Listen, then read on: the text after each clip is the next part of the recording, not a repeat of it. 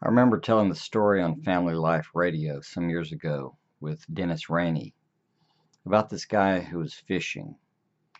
And he is having a good time, but he hears this knocking against the side of the boat.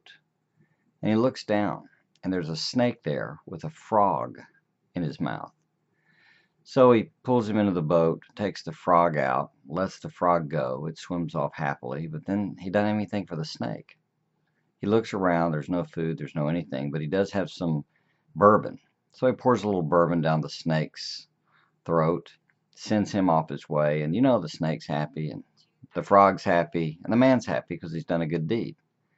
Until about 10 or 15 minutes later, when he heard knocking on the boat, and the snake was back with two frogs.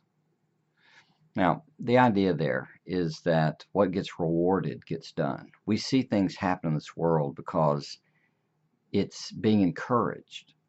In parenting, if you could look at your child and just simply ask the question, how am I encouraging you to do this?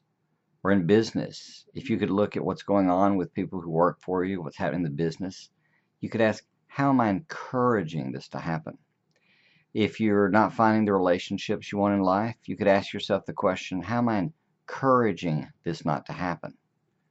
That question is unusually powerful. If you want something different, you're going to need to do something different. And you could start by looking at how in the world you're rewarding the people and the things and the situations around you. Thanks.